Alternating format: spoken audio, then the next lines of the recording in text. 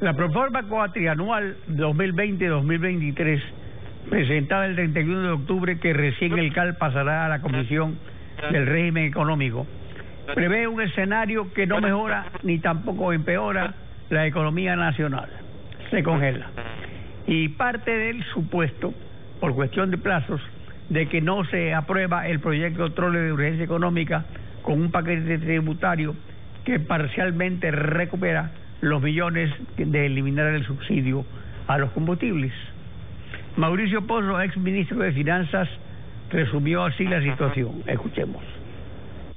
Lamentablemente la situación es muy vulnerable, está sujeta a una serie de contingencias y de eventos que no hay ninguna seguridad que se vaya a producir. Hay alrededor de 600 millones que se esperaría rinda, aunque no esté en la proforma, por el tema del proyecto de ley que está en asamblea.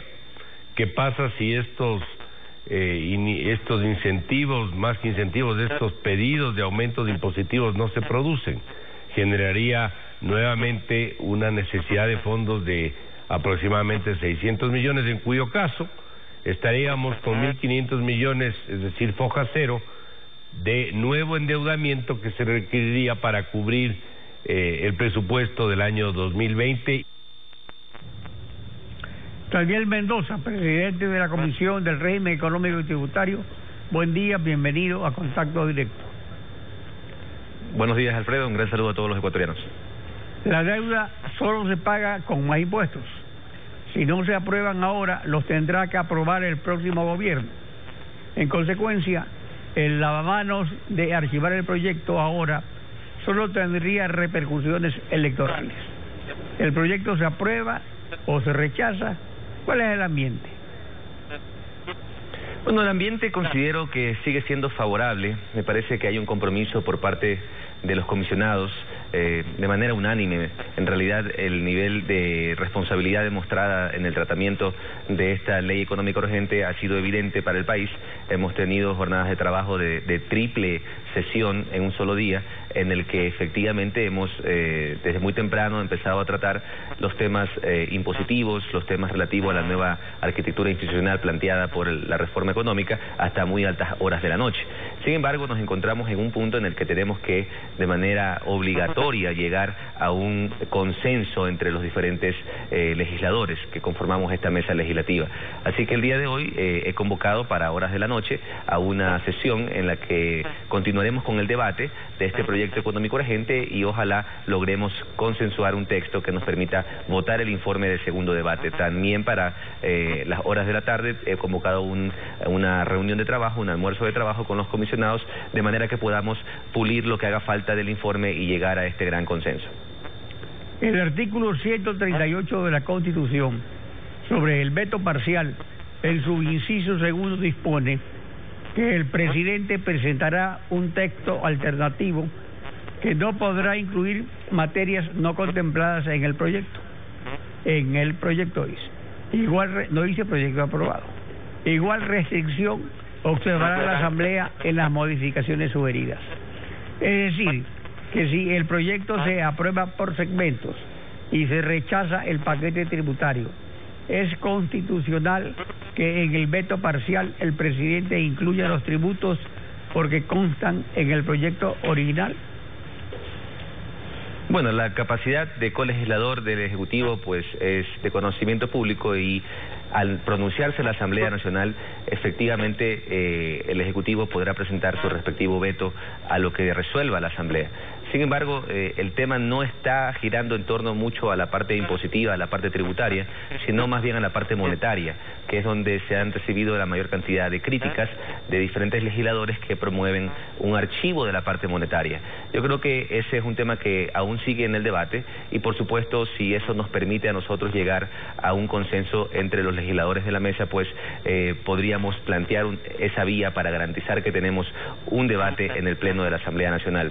En la parte, obviamente, de objetivos de recaudación, como lo mencionaba en la introducción de esta entrevista, por supuesto, el Ejecutivo plantea objetivos claros de recaudación dada la actual situación económica que está atravesando el Ecuador, y creo que en esa línea las medidas han recibido importantes aportes que han perfeccionado el texto del Ejecutivo. Hemos reformado en gran medida, hemos habríamos eliminado gran parte también de lo que no estamos de acuerdo, y por lo tanto es responsabilidad de la Asamblea Nacional pronunciarse, y en eso estamos trabajando. Esperamos el día de hoy, en horas de la noche, lograr este consenso y garantizar este informe para segundo debate. En el aspecto monetario, ¿cuáles son los puntos de discordia? Bueno, yo creo que ha habido un debate amplio alrededor de una verdadera autonomía del Banco Central. En lo personal, yo he sido un defensor de esta buena práctica internacional en sistemas como el nuestro, en donde no tenemos moneda propia, donde abandonamos nuestra moneda y asumimos el dólar como moneda, como sistema monetario. Efectivamente, el Banco Central pierde muchísimas de sus competencias y debe convertirse en ese tercero confiable que le diga la verdad al mundo, que le dé credibilidad, que permita reducir el riesgo país, que garantice una estabilidad fiscal y una estabilidad sistémica. Eso todo ha sido un debate transparente en la comisión. Sin embargo, hay quienes continúan insistiendo en que eso no es constitucional, a pesar de que en la propuesta del Ejecutivo deja claro que precisamente el Banco Central sigue siendo parte de la función ejecutiva. Por lo tanto, lo que se busca es una autonomía del Banco Central, porque no puede el ministro de Finanzas seguir siendo el jefe del Banco Central. De esa manera no se garantiza esa verdadera autonomía. Ese es un tema que ha generado un poco de debate y posiciones encontradas dentro de la comisión. Lo referente al coeficiente de liquidez doméstica, que básicamente también se ha presentado como un nudo crítico, en el que legisladores plantean no se debe eliminar, como propone la reforma económica, porque efectivamente, para criterio de ellos, este es un mecanismo que permite consolidar y blindar la dolarización. Habemos otros legisladores que creemos que el encaje bancario garantiza una mayor fortaleza de nuestra dolarización, porque son recursos que la banca tiene que obligatoriamente mantener en el país.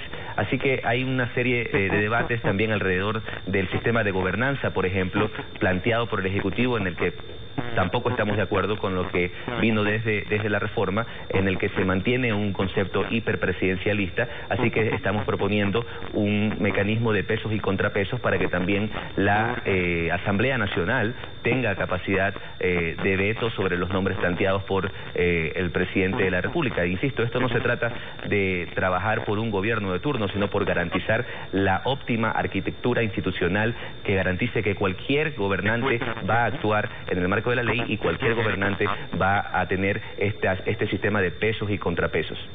El segmento tributario contiene la supresión del anticipo del impuesto a la renta. Aparte del PSC y el correísmo, un sector de la bancada de Alianza País Morenista quiere también archivar el proyecto, o que sea sustituido por uno nuevo.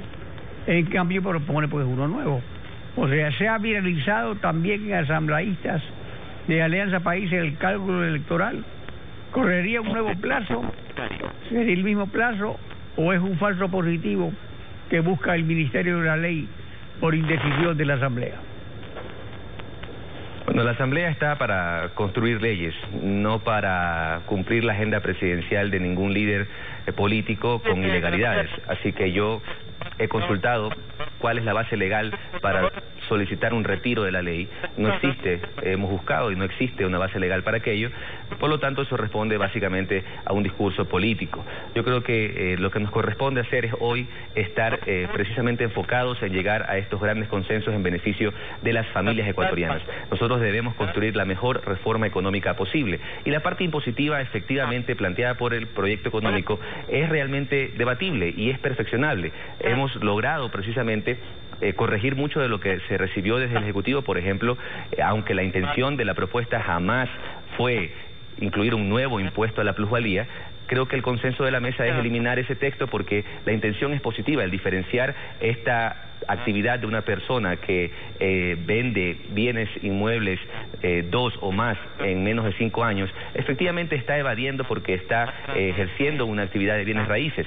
Pero por lo tanto, si eso genera una intranquilidad en la ciudadanía, pues lo eliminamos. El mismo presidente de la República está a favor de aquello, porque no se trata de generar zozobra en la ciudadanía, sino más bien corregir cosas que están todavía como vacíos en la ley. Por lo tanto, esta Asamblea, por también pedido del Presidente de la República, logró derogar la ley de plusvalía, no corresponde, por lo tanto, y no permitiríamos que en este caso se incluya un nuevo impuesto a la plusvalía camuflado, como algunos líderes políticos lo han planteado de manera irresponsable. En esta línea seguimos perfeccionando. Por la caída del petróleo y los latrocinios del correísmo. Ahora se prolonga por el lavamanos preelectoral. En el proyecto urgente no se incluye ningún párrafo por concepto de recuperación del robado.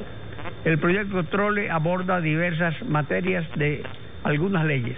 ¿Es procedente y apropiado esta inclusión de recuperar lo robado o es algo que no está previsto y fuera de lugar? Bueno, ese tiene un debate adicional en otra mesa legislativa.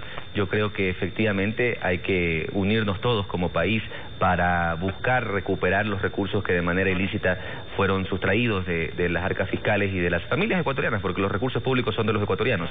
Sin embargo, la propuesta de este económico urgente engloba una serie de temas importantes para dinamizar la economía. Se ha, en definitiva, acogido un pedido de las cámaras del sector empresarial de mucho tiempo alrededor de la eliminación del pago anticipado del impuesto a la renta, la reducción del impuesto a la salida de divisas, y que si se buscan objetivos de recaudación sean los que más tienen y los que pueden recibir ese impacto quienes realmente se comprometan un poco más con el desarrollo del país. Por supuesto, ese porcentaje minoritario de ecuatorianos que tiene una condición privilegiada ha alcanzado esa condición privilegiada gracias a trabajo y esfuerzo, pero también gracias a una sociedad que hoy requiere un compromiso adicional, y en esa línea estamos trabajando. Y hay otros que han alcanzado esa capacidad sin pagar impuestos. Daniel Mendoza, gracias por acompañarnos en Contacto Directo.